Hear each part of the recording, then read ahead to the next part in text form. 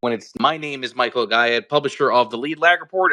Joining me for the hour is Adrian Zdunczyk. Hopefully I pronounced that correctly, Adrian, who's got a lot of experience when it comes to markets, trading, and a lot to say when it comes to Bitcoin and the cryptocurrency space. Adrian, for those who are not familiar with you, introduce yourself. Who are you? How'd you get involved? Interested in markets? And why the focus on Bitcoin? Yeah, makes sense. Perfect intro. You pronounced it very well. Thanks for that, Michael. Yeah, listen. Hi, everybody. It's Aiden. I'm 29. I wanted to say 30. I'm turning 30 this year. I don't know. Time flies so fast. I am a CMT, which stands for Charter Market Technician, and I kind of abide by the code of the CFA, which is kind of like this overall association, also including CMT, which is pretty large organization. However, there are only 3,000 professionals within the CMT. Well, aside as a designation, basically as it is. So it's a pretty scarce title. I'm very proud of that. I'm the only title holder in my country as well, right? Which kind of like puts a lot of responsibility on my shoulders, and that is why I consider myself to be a man of a mission. A man on the mission, to give a little bit of a true air perspective and prospect of what technical analysis really is, as it's often very misinterpreted, is very often kind of like considered flawless when it's not flawless, right? We are not ideal. We are not living in an ideal world. So hopefully I'm going to be able to debunk a couple of myths as we go throughout the show with you, Michael, and your beautiful audience. I'm a trend follower. For what it means is that I follow the trends. However, as simple as it may sound, in practice, apparently for traders who are full of noises and biases, it's not so simple. In practice, it may seem. However, with a good trend following systems, it's possible to produce good asymmetric returns to the upside in the favor of the traders. So it's what I practice and what I preach. I do engage in cryptocurrency and other legacy markets as well. I do invest in real estate and metals, and even stuff as simple as or as ridiculous as it may seem. Like jewelry. Helped really beat the market in 2022, which was pretty harsh, I think, for many sectors. Other than this, for my main background, I'm a chemical engineer. For my first master's, second master's was finished at the top school of economics in Warsaw in Poland. I'm Polish. Finishing within the management department, however, my thesis was fully dedicated to technical analysis, and it was under the leading financial professor of the university. So it was a lot of a burden at that time. I'm founder of the Burb Nest, which I established in 2017 as an excellent brand. It's grown to be a very world-class team of analysts and team of market market professionals who really are following, the very same mission and a vision, believing that there is a lot of disparity in the way that many people don't get the chance to reach out for the financial freedom. Many people are really pressed and suppressed by the regimes they live in. And our job as really market educators, if you will, this is not a fund, this is merely a community platform, is to give out this equal chance to everybody who wants to reach out for the chance of financial freedom. And we'll do everything we can, including the market knowledge as well outside of the market knowledge, such as trading psychology. We have trading psychologists on board. We have people of many different various professions, who all together come and congregate within our team to serve the community. And we've been doing that for 6 years. This is the 6th year we're rolling, so it's pretty excellent. Opportunity for everybody to learn more about that. Besides, I also represent the Yellow Block, which is a media marketing agency. And I've recently been confirmed and approved as a finance counselor for Mighty Labs DAO, which is a pretty magnificent organization. It's a new Web3 trend that is really encouraging to learn more. So as well about that, I'll talk about it more. And I'm a BAC holder, so I'm also an NFT guy. So it's a lot of different angles that I can really answer, and I'll happily welcome any questions. I can see lots of people popping up in the audience. So, hi, welcome everybody. How important is having a structured understanding or curriculum around technical analysis in your view? I mean, you could have learned it, the way I think a lot of people typically learn this stuff, which is just read a couple of books, look at a couple of charts, find a couple of websites, and suddenly you're a technician. But how does going through the whole rigor and process of the CMT exams differ from that? Yeah, that's a perfect question, Michael. So the answer is complex. First of all, there's a reason, right? Anything that regards finance, anything that regards the real world is full of irregularities, is full of noise, is full of uncertainty, right? We can only kind of like predict so much about the future. However, we can never be certain of it, if it makes sense, right? So we can only make some judgments, and those judgments, well, can be really disrupted by something as simple as weather or as simple as a mood of a person who makes the judgment. So overall, it's a very inconsistent word. It's a very noisy word, and in this noisy world, we as market technicians, as the traders who rely on the market, on the insights of the market, on the specificity of a given market, we have to make decisions. And without clear rules, without clear understanding of what the patterns are, of what the seasonal patterns are, we are kind of like blind, basically. And our job, again, as market technicians, as technical analysts, is try to find and spot certain patterns which are persistent, which are apparent, and they are often driven by behavioral biases, right? Be cognitive biases or emotional ones. And our job, again, is to try to detect them, try to understand them, try to eliminate them, try to reduce and minimize the amount of noise, amount of bias in the judgments, and at the same time, being able to design reliable, persistent systems, set of rules, that helps us basically make measurable decisions. All that is to serve one good purpose of controlling the risk. So that is very often misinterpreted and kind of like put somewhere behind this facade of the squiggle lines, of the crystal balls and this imagined flawless judgment that if you're a technical analyst, you will always be 100% right, because if you're not 100% right, and if you make one mistake in 5,000 trials, 5,000 judgments, it means technical analysis doesn't work, right? And of course, those are the very very often repeated myths, which make no sense when you think about that. They are typically induced by the mood of the people who make these judgments. And we are in this environment, especially myself, kind of like rooting from crypto, is where it's very sentiment dependent. So exactly the same price on Bitcoin, in a given chart, the same chart will produce many different opinions and extreme big amount of noise between many traders.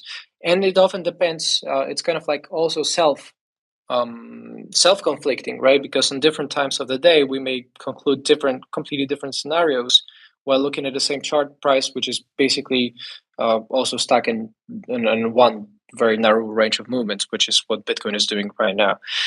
So all those things, can lose you a lot of money.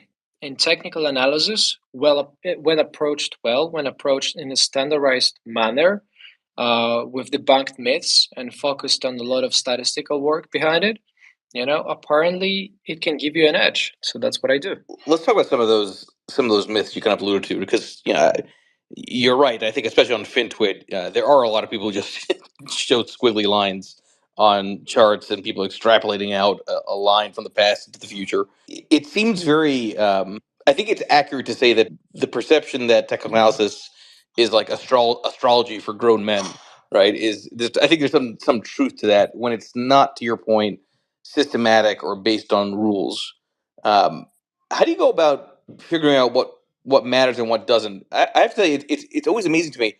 You would think that looking at a chart, technical analysis would have less variability of opinions than fundamental analysis, but it turns out I think people would be more in agreement of something being undervalued or overvalued fundamentally than they would be convinced about an uptrend or a downtrend.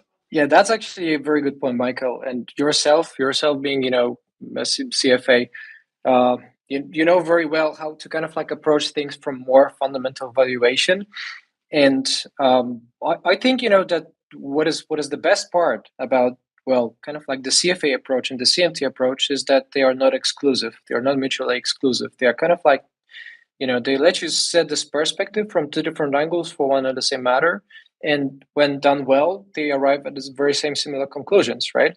So The way I see it, the way I kind of like just practice that is that the fundamental analysis just focuses as a market as a whole without kind of like stepping inside of it, right? It's kind of like approaching it on the level of deciding, okay, whether it's whether it's a good investment or a bad investment, but more so on kind of like valuation methods or techniques, right? Or discounted cash flows, or you go and try to you know see the price to book ratios, very fundamental kind of like factors there. Whereas technical analysis focuses more on the specificity of a given market, right? So the way, if I were to describe it and kind of like just compare those different approaches, is if you have a room that is closed with a door in front, then fundamental analysis will try to evaluate what's inside of this room. Let's say the value of this room, of what's sitting inside of this room, Jesus, um, without necessarily opening the doors, but more so about what's going on outside of it, right? And depending on kind of like the context, on the macroeconomic context, if you put it into finance, you may make certain conclusions, right? Because if you are in a specific cycle, moment in the face of a market cycle, of an economic cycle, then, well, you can draw certain conclusions. You can make some judgments. While technical analysis would kind of like try and open the door and see what's happening inside of it, right? And make those conclusions, make those judgments, faulty or not, based on what's going on inside of it, right? So it's analyzing the substance of a given object, in this case, much more than more of a macro connections, if you will, right? So that's why it's kind of like, first of all, it can align, it should align, of course. If analysis is performed well on both sides, then it should arrive in similar conclusions. Otherwise, it's very subjective very often, right? I mean, in this popular form, it's very subjective. Like I said, discretionary trading doesn't really produce decent returns overall, because if we trade based on opinions, then, well, our opinions, just like I said, can be influenced and by as simple as a weather, right? And depending on what kind of weather you have outside of the window, you're going to have different opinion on what's going on outside, inside of the market, and this can lead to very faulty and noisy judgments. So finding and spotting those patterns, searching, deciding what's worth your attention, knowing what biases, what kind of like specific biases are present in decision making from the financial standpoint, then you can really spot certain repetitive patterns, right? And while technical analysis mostly focuses on kind of like what's driving those shorter term relationships, then it doesn't necessarily exclude the long-term approach, right? Because eventually it's about spotting the trends, those trends that are persistent, those trends that do not consist of noise, but more so are representing and reflecting certain existing directional movements. And those directional movements, 30% of the time, they just break out and happen to exist, right? The markets are more efficient, more or less efficient for, like, let's say 60-70% of the time. However, they are less efficient after this persistent breakout comes in and people start, performing those positive feedback loops, and they start, off with their FOMO effect, as fear of missing out. And there are many irrational decisions that people would make just looking at the herding effects. So being part of the herd, is can be often very misleading at the same time. And because this environment is new, because cryptocurrencies, for instance, are still new, are still very fresh, are still, very undiscovered, I should say, in the way that the rules perform in there.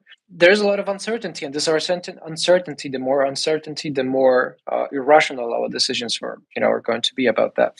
So trying to eliminate and kind of like have this outside view, this top view, while understanding these behavioral aspects to it and how they influence those short-term reactions, they they can cause that you can have certain expectations. And when those expectations, of course, are drawn over a large sample of data, which is, let's say, 84 years or 50 years, and not necessarily the past 5 days or 5 hours, then just maybe there are some patterns that are very emergent and they are persistent and they are repetitive. And the edge is often in those patterns. So our job is to spot those patterns. You mentioned noise in a trend because a lot of people use that term trend following, but I don't think they really fully appreciate how challenging trend following can be if you don't factor in noise, which basically is volatility. How do you think about the interaction of volatility to trend following, and how do you create rules around that? It can't just be a function of, well, if you're above moving average, that's an uptrend. If you're below it, it's tilting lower, it's a downtrend.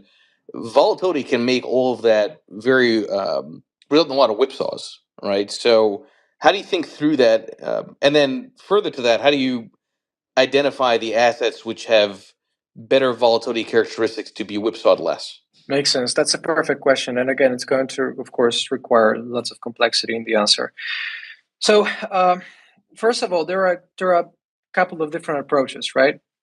Being a trend follower, on the contrary to being a mean reverter, means that you focus on those trends, and those trends only happen on average 30% of the time, right? So myself, as a trend follower, I will keep kind of longing on the trend breakouts, for instance, to the upside or to the downside in the direction of the breakout. I'm not going to fade it. I'm not going to kind of try to stop the speeding track with the weight of my body. However, because there's a lot of noise, there's a lot of sideways kind of overall movement that just chops around, and of course it traps many people and loses, if you use protective stops and you shoot as a trend follower, then it's going to lose you 70% of the time, right? So that's what I do. I lose 70% of the time. However, if it's done mechanically, and if this comes under specific risk regime control, that using something as simple as this heuristic, this rule of thumb of 2%, risk on account on risk at the time, efficiently and effectively decreases and reduces the chances of a complete failure, right? Of blowing up the account, because the theory of runs or any other kind of statistical concept would tell you that there is increasingly. Hang on. So that it makes sense. The more you lose, the lower the chances are that you're going to continue to lose. Basically, they're not like 50-50, right? However, if there is, based on theory of runs, let's say if you have a random, even just like flipping a coin, right? The probability of flipping, a tail was going to be 50%. However, 2 cases in a row is going to be only 25%, right? That you flip two in a row.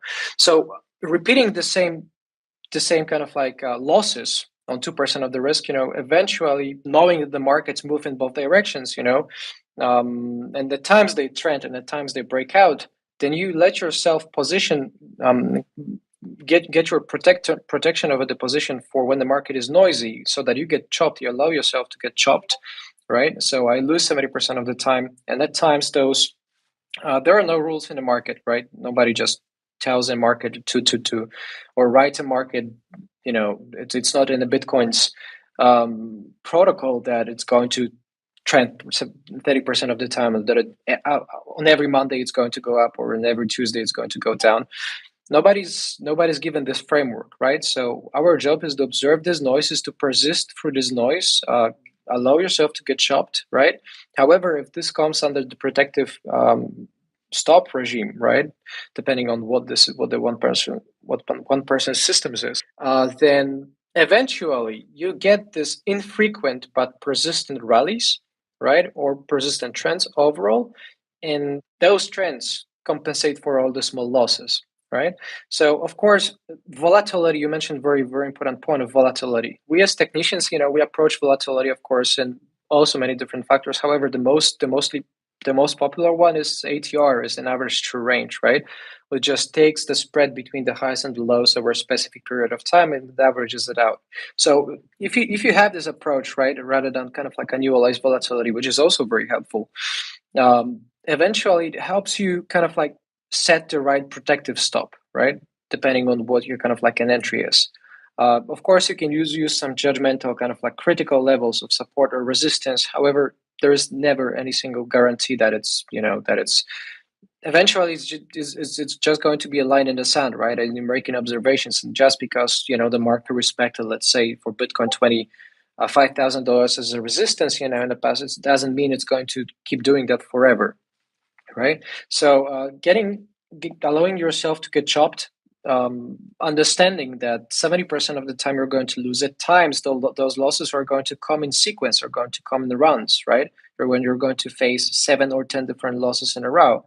However, when you're persistent, when you know about that, when you allow yourself to kind of like lose the 70% of the time, then this delayed gratification eventually skills are going to pay off, because when the markets start trending, and eventually they will, then one good trend trade that persists, and crypto is a perfect example of those markets.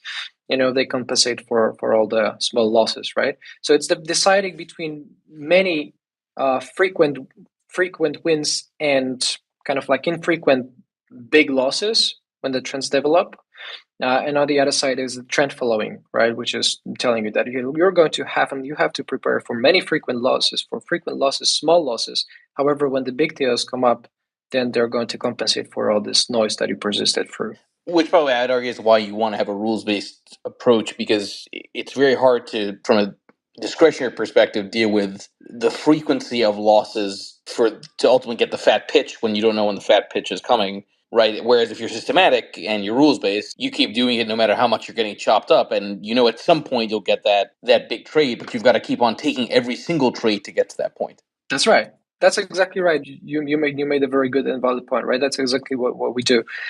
And of course, like I said, there is no guarantee that that we know what's going to happen in the future, or that every so-called bullish crossover, or otherwise 50-day trend crossing over 200-day trend could be called as some sort of like a death cross or a golden cross. Those names are, of course, just forms of references. They don't change the fact what they represent. So it doesn't matter how we frame them, how we name them. It more matters for what they represent, right? And what they represent is, let's say, if there's a 50-day trend breaking over a 200-day trend, it means that there is some shorter term kind of like orientation that is exceeding an average value directionally, right?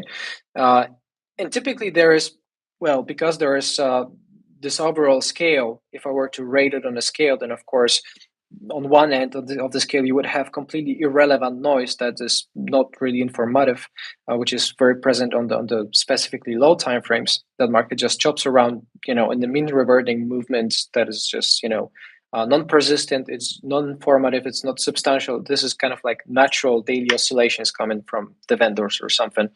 And on the other side of the rating scale, you could position yourself within perfect ideal trends, which of course are not noiseless. And our job is to spot those technical signals, right? Some rules, if back tested and proved on the in sample and out sample, kind of out of sample analysis and statistical kind of like testing for the hypothesis, are going to tell you whether a specific rule has predictive power or doesn't have it, right? So it's more so about testing the formula and testing, of a large sample of data, let's say minimum 50 or 100 trades you take, and try to see if there is any consistency, right? Imagine a sample of 100 trades, and you would decide to buy every time a moving average crosses to the upside. 50-day trend crosses over the 200-day trend, and you would buy it every single time on a specific daily time frame, let's say, right? And you use it, let's say, without stop losses. And on another testing, kind of like a hypothesis, you would try to see if the same system, however, adding this volatility filter with the ATR, with the average true range, it's going to produce different returns. And just maybe you're going to find this combination out of many tests that is going to tell you that not only this rule would have predictive power, right? Because you would basically negate that it doesn't have it, which would mean that it has. And at the same time, there might be certain edge to it, right? Because those markets trend. So if it hadn't been if it hasn't been really for the fact that the market trends at times, in the real, efficient world, I would say, then it's going to be very hard, to have those very technical rules installed and implemented to generate your money. However, because of those behavioral biases, because of those irrational movements, because of those kind of like strange, unpredictable events that happen, those trends, those movements, the prices of given securities assets, can really travel a lot from their average values.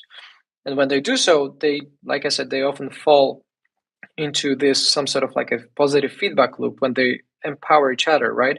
More buyers, let's say, step in, so the price increase, so that it induces a lot of fear of missing out, a lot of kind of like regret bias and other biases that make people make irrational decisions and step in and buy something just because the others are buying, right? Or to kind of like, maintain this tribe kind of like feeling and sense to it. And they would buy that, right? And there is a lot of irrationality, and because of this irrationality, markets are not fully rational, and because they are not fully rational and efficient, uh, the technical rules apply, and some of those are better than the others. Some of those, are have some technical substance, have some actual edge in it. However, this edge is dynamic; it may often disappear at the same time, right? So it's more coming down altogether to testing many different systems and picking the ones, following the one systems, that are really just returning positive, fat tail in the return distribution. I think you brought up a very important point, which is that you need to have enough of a sample size, and that sample size also needs to include different kinds of cycles, right? So from that perspective, how do you think about creating sort of a rules-based systematic approach when it comes to trading Bitcoin, trading cryptocurrencies? I mean, yes, you can argue that they're correlated to risk-on assets. So as risk-on assets go, they'll go, and you can create rules around risk-on assets and then implement it towards those types of ideas. But you and I both know the challenge with Bitcoin and cryptocurrencies is it's still a fairly small price history in the context of all these other asset classes you can backtest against. Yeah, that's correct. That's correct. And well, to answer that, I would say that the keyword that I missed, while explaining in the past few minutes, is that we search for robustness, right? This reliability. At the same time, that is going to give us this good performing system. It doesn't need to be the top performing system. It doesn't need to be, let's say, the one that is going to produce you the biggest amount of money, the best percentage returns in the shortest period of time. Because, well, first of all, they can be often, fine tuned. They can be often basically perfectly fitted, just for the sake of statistical testing, and not necessarily, adaptive to real market situations, like I said. Because of course we can find a system that is going to have, let's say, 80% win rate and produce some insane percentage returns. However, it's going to be basically fine tuned, right? So there is a lot of statistics to it, and we as technical analysts, from this real technical analysis viewpoint, not those squiggle lines perspective, is searching for those rules, setting those rules, ideally mechanical rules, right? They're executed by algorithms, by computers, much more than leaving anything upon our discretion. I would say that having this sample size is good, right? However, it's not enough, let's say, to have a large sample. Let's say if we are missing a big sample of, let's say, 100 years, right? Just like you would have for almost S&P 500, or for Dow Jones Industrials, if you were to look in the indices as well, because apparently there are certain conclusions you can draw out of the indices as well, even if they're not directly tradable in some cases. Then such indirect analysis is not necessarily designed to give you returns, to make you money, right? So I would not necessarily risk saying that it's okay to find a system which works on a given risk on asset, let's say like consumer discretionary stocks, right, for the S&P 500 sector. And directly translated to Bitcoin, ideally, of course, when we find a robust rule, a robust trading system, it's going to work on all of those markets, right? However, if we strictly talk about Bitcoin, then it would be ideal to search for a sense within Bitcoin itself. Luckily, we've got, ever since 2010, we've got some price history, right? When it was first listed in 2010 June on the first exchange, so we've got certain amount of history. However, it's nothing compared, of course, to long lasting stocks. So we have to kind of like deal what we've got with what we have, right? We cannot much I'd say do much more than just wait for real data to come in. Of course, there are certain like permutations. I'm not an IT programmer, right? So I'm a ramble a lot about what regards IT programming there. However, if you design and try to set the rules, and build a trading system formula, and you want to test it, right? Then there are many different permutations, many different ways how you can randomize and detrend the data and kind of like mix it, right? So that eventually it spits out of the same data a different configuration of it, and it also kind of like helps you just spot if the rule has a predictive power or not. So eventually, it's about testing in sample and out of sample, right? It's about testing within a given period of time. Of course, ideal it includes all kinds of trends, all kinds of varieties, all kinds of like situations, so that the results are not biased in one direction. If you test a rule, a trading system, only in the bull market, then of course it's going to be bull market biased, right? While the bull markets don't last forever. They tend to come up and they tend to persist when they catch on fire finally and get on a track. Same with the bear markets, right? So the rule that is fine-tuned to the bull markets is not going to work well during anything outside of the bull markets. So finding those, like you made very, very valid point, Michael, finding those this reliable set of data, this sample, that includes those many different trend periods, trending situations, to the bullish trend, the bearish trend, sideways, some crashes, some black swans. The more data in the sample, the better, basically. So that's it. We want to have as much data as possible. Ideally, if we produce a rule that is robust, if we produce a system that is robust, that is well tested, and it's a global kind of like a peak of the reliability and robustness rather than the local one, right, which works only in a bull market or a bear market, then of course it's going to translate one way or another to other markets like consumer discretionary or some technology stocks or an Amazon, for shares, for instance. However, ideally it's tested and retested, periodically, because some rules just evaporate at times, right? And things that worked in the past may not necessarily work well anymore because, for instance, of the volatility change. Adrian, I'm curious. Take us through a little bit how you treated Bitcoin in the last 2.5 years. It's been pretty remarkable the way it surged, came down. I know it's not uncommon in the case of Bitcoin in particular, but I would argue that the peaks and the bottoms were probably more observable based on sentiment. And really what I'm talking about is, back in 2021, when every single actor you found on Twitter suddenly had laser eyes, it became sort of, part of the popular discourse. Myself, when I saw that, I said, okay, that's probably, at least for now, a peak. But how did you trade through the last 2-3 years? Makes sense. That's a good one. Of course, like you notice, there were a couple of big peaks and troughs at the same time, right? We've seen over the course of the past 3 years, actually two peaks and one cycle bottom, it seems, as it may seem. So we've seen Bitcoin peak at 65, then kind of like come back down to $28,000-$30,000, then swing back up, towards 69. So give a little bit of an overthrow, like this false breakout, some, of course, which often is paired with some big regulatory movements or overall authorities kind of like issued just the way it was, at one point, like issuing some shorting contracts like it did for 2018. The bull market peak occurred to align ideally with when, if I'm not mistaken, the CME listed Bitcoin futures right at that time. So those kind of like moments, of course, are never certain, and the biggest amount of cognitive dissonance, this cognitive bias, steps in right freshly at the reversals, right? So when we kind of like get caught off guard, and that's what happens to every trend follower. As a trend follower, I'm going to ride the trend until it expires, right? Which means that I'm going to eventually buy the top. I'm going to eventually sell the bottom, because that's what that's what trend following does. That's what trend following means. However, like I said, if I keep doing those directional bets on trends, and even though I lose 70% of the time, then those 30% of the times that remain and that win eventually are so asymmetric that they are going to produce returns that outweigh any losses, right? So I can basically afford to buy the top and sell the bottom, if it makes sense.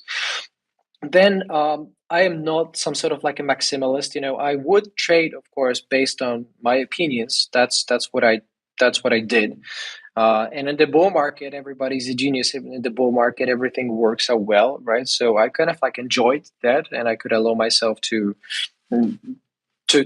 guess whatever, and then be right about that more often than not.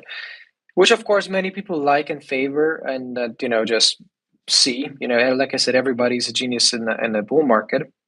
However, over the years, when I was preaching and practicing more and getting deeper into the CMT world, into the CMT association, and getting this proper actual understanding of what technical analysis is, on the contrary to popular beliefs, then it was only then that I really understood, okay, that continuing to guessing, even if I keep doing that right for some time, when the bear market hits, or when the trend changes, when the regime changes in the market, when some unpredicted volatility comes, or like this March COVID crash came in, all those things, eventually get you caught off the guard, because no chart in the world is going to tell you when the COVID crash comes up. No chart in the world will tell you when there is Russia-Ukraine war popping up, right? Same way, no chart in the world, even the best one, is not going to tell you, when aliens attack or Martians arrive, to Earth to demolish us. I don't know. So it's full of uncertainty, and that's why we cannot be keen on keep guessing. Basically, like, guessing is not the way to go. You may get it right once, twice, 5 times in a row, but how can you base your trading, your money, on luck, on being luckily right all the time, right? Eventually, you're just going to blow up. Because if you aim at buying the bottom or selling the top all the time, and you want to keep doing that until you get it right, then it may happen that you blow up your account right before it happens, or that you run out of money, right? Because you basically keep thinking that it was the bottom and it was not. So, long story short, I grew up, and I think I matured. Of course, this is a process, and I'm still doing that. And I'm actually seriously considering, studying out my CFA kind of like designations as well. And I'm a big proponent and kind of like fan of growing and learning that never stops. So I very much admire your CFA there, Mike. Besides, I would say that as I was growing, I of course was getting the opportunity to harvest the market. And when I did harvest the market, when the bull market peak came in, the peakish market moment came in the Q4 2021. I visited this kind of like a Polish TV program at one point, and what I said on live television is the fact that we were there on live television at that time meant that the market was so so mainstream already, that it had to be some sort of like a local peakish environment, right?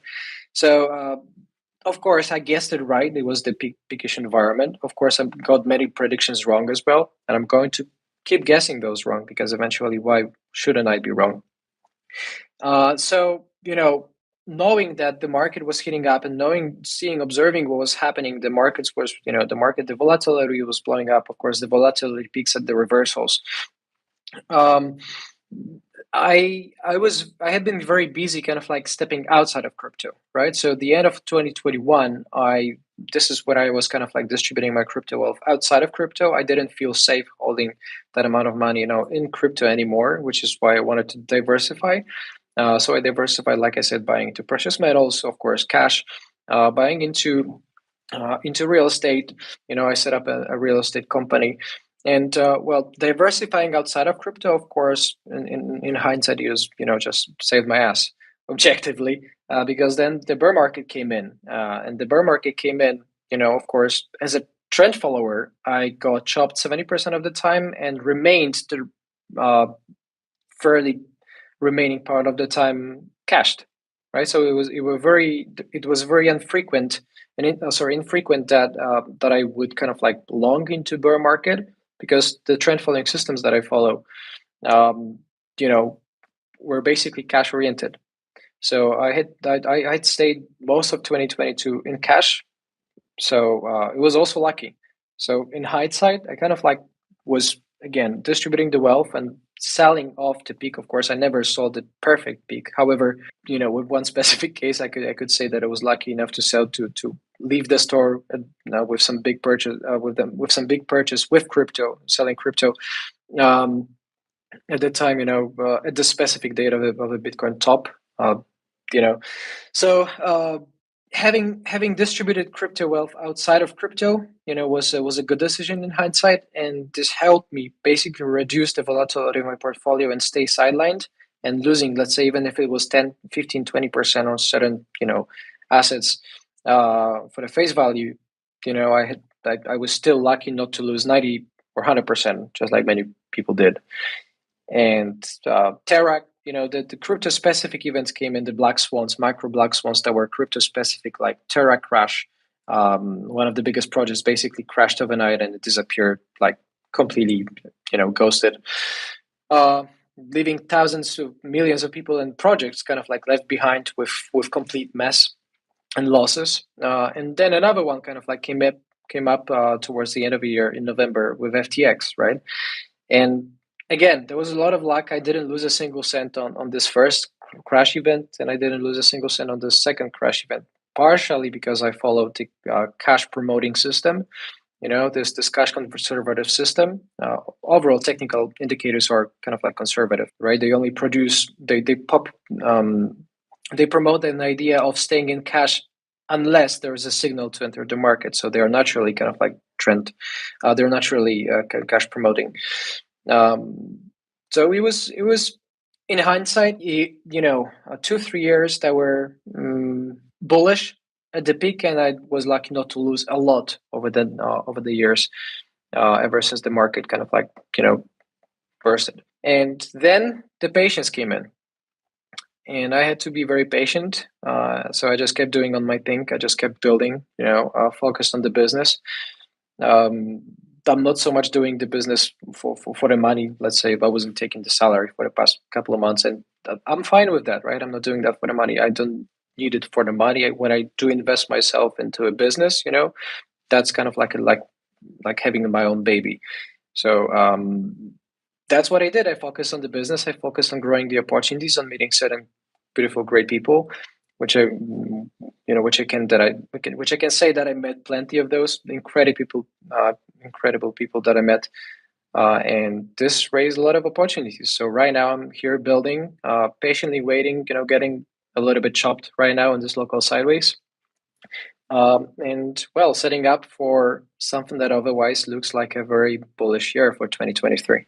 It's always been my suspicion that if you're a professional technician and you really studied the field, that you have a much bigger edge trading cryptocurrencies, Bitcoin, than stocks. And I say that purely because, from my own observation, I've used that term before. The level of this idea that the level of uneducated speculation is astounding. I have to assume that there are probably more uneducated speculators at the margin trying to trade Bitcoin, trying to trade cryptocurrencies. And I don't say that in a disparaging way. I'm just saying it from the standpoint of, people that don't understand necessarily markets, investing, trading, have gone through a formal educational experience, that they probably more gravitate towards the narratives around cryptocurrencies than stocks. Do you find that that's the case, that you have sort of a bigger edge compared to other, using the earlier term, squiggly line technicians that are just gravitating towards the crypto space? I get you. I get you, Mike. I tell you what, squiggle lines, right? I think it's a very good example of what the discretionary trader's perspective is, right? If you're a discretionary trader, then technical analysis to use a set of squiggle lines and a crystal ball, and if it fails once, it means that it's worthless. That's a one kind of like extreme discretionary approach that is wrong, right? That is wrong in terms of the finances. I mean, regardless if you keep guessing right or wrong, this just doesn't produce money over the time. However, if you, like I said, again, come more to this algorithmic trading, more to mechanical trading and non-discretionary trades, then when you find this edge, then you may incorporate a little bit of your experience, a little bit of a feeling. You get to know certain seasonal patterns. You get to see, observe how the market behaves. Again, knowing this behavioral aspects to it, right? It can help you, predict a little bit. However, not so much, not predict in this kind of like popular understanding of it. Predict as in set your expectations right. So it is a tool of setting the expectations. If you look at the Bitcoin, and you've seen that it broke outside the 200-day moving average, for instance, then it often works not only because it kind of like is a price signal that there is a significant technical shift in the market, that the market, outperformed the benchmark, that is a reliable 200-day kind of like an average. So it's a statistical information there. It can also prove to be self-fulfilling, right? And mainly because it's self-fulfilling, it often works so well, right? Self-fulfilling prophecy in this case means that people will anchor, they will have this anchoring effect, this anchoring bias to kind of like just look, at this 200-day trend, and they say, okay, this broke it, so I read in the book, in a textbook, that it's going to work now as a support. And if enough people do and repeat, make and repeat exactly the same conclusions, draw them, then eventually the prices will inevitably gravitate towards those levels, right? And again, if there is enough of belief from the traders that this level is supposed to hold, then on a self-fulfilling basis, they may back up those levels, they may bid those levels, right? They may bet on those, and eventually it creates this order clustering on the demand side of the market, which kind of like lets to the selling side to exhaust a little, right? And the price reverses. So regardless of the reasoning, or regardless of the root cause of this, for why technical analysis works, typically is a combination of both, right? Of some actual patterns that exist. Just for instance, seasonal patterns. That's not something that we can much argue, right? Of course, weather is not necessarily something that we can touch or see at any, let's say, 24/7, at any time of the day. We don't know what the weather is going to be tomorrow. However, if there's a season, let's say there is a summer, right? Myself, I come from Poland, so typically in the summertime, there's like 30 maybe degrees, Celsius. I don't know how much in Fahrenheit that is, probably somewhere lower, around 100, 120 something. Then, would it be wise, even though you cannot predict the future, would it be wise to bet on negative temperatures in the summer, right? And exactly the same analogies here, that let's say over the last 84 years, the pre-election years, gave only one loser. There was only one losing pre-election year over the set of 84 years last. By the way, I'm glad you're saying this, because it's like part of the whole melt-up argument is because we are in the third year of the presidential cycle. And it's funny to me, like, people don't seem to want to even appreciate that you can be bearish and you can be right, but the odds are totally against you historically. Now, that's not to say you can't have a crash this year, right? Because 1987 was also a pre-election year. But all these arguments I'm seeing on FinTwit, it's like there's no understanding or appreciation of the fact that history shows that this is a year for the bulls. Yeah, you're right. I mean, and again, we cannot predict the future, right? However, our job is not to predict the future. We don't have to know the future to make money of it, right? Our job is to just focus and protect cover the risk side of it, right? We don't know what the returns are going to be. However, we know that we are going to lose, right? As traders, we are our wins are not guaranteed. The losers are guaranteed. So we have to cover for the losers. And our job is that we don't want to position ourselves on the wrong side of the trend. So again, there's the historical frequencies can be associated with probabilities, right? So if you have 83.3% of accuracy ratio of probability for the market to go up following a bullish January close, for instance, which it happened to be this year, then again, would you counter trade those odds, right? And even though if it turns out wrong, which it may, of course, for many different reasons, then again, is it a good bet to trade against an 83.3% accuracy? Right? I would say not really. Right? However, there are probably many degenerate traders, many risk-seeking gamblers who would do just well about that. Right? And just maybe they're going to be very lucky this year, and they're going to have their crash, and it's going to be something abnormal. However, betting on those abnormal situations, betting on longing the bottom and selling the top every single time, typically is a losing strategy.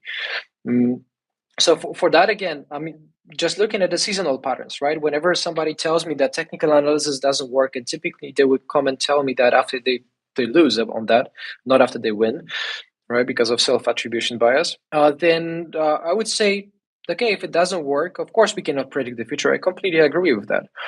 Right. However, if you see certain pattern emerge and persistently reappear over the course of 84 years, right? Or you see the same January barometer pattern with 83.3% accuracy ratio over the last 75 years, then is it really worth positioning yourself counter such strong odds, right? And that's the probability aspect to it. That's the risk control aspect to it. And that's what we react to. We collect those information, we spot those patterns. At times they're driven by seasons, by weather seasons. Of course, it's going to be harvesting time. It's going to be crops, kind of like overall demand increase or supply increase when there is a drought, when there are fires. Wildfires, it of course is going to shrink the supply of a given crop. So eventually the prices can turn up as a reason for as a reaction to such a unpredictable event. So one way or another, it's following the rules. It's following those patterns, no matter where they came from, right? No matter why they exist. Some patterns exist, and our job is to spot them and to make the bet, make the directional bets in their directions. I think that's a good place to wrap up this Twitter space. Everyone, please make sure you follow Adrian Zdunczyk. I personally enjoyed the conversation. Adrian's obviously very knowledgeable and knows a lot about systems testing, and I always appreciate those that actually test what they have to say, because there's a lot of bullshit on FinTwit that people put out there that if you actually backtest it, you'll see is complete nonsense. So, Adrian, thank you for that. I am going to take a break now, given that I did 6 spaces, I think, today. Everybody, thank you for joining, and hopefully we'll see you again next time. Thank you, Adrian. Thank you, Michael. I admire your patience and your hard work. Thanks for that. You're great. Cheers, everybody.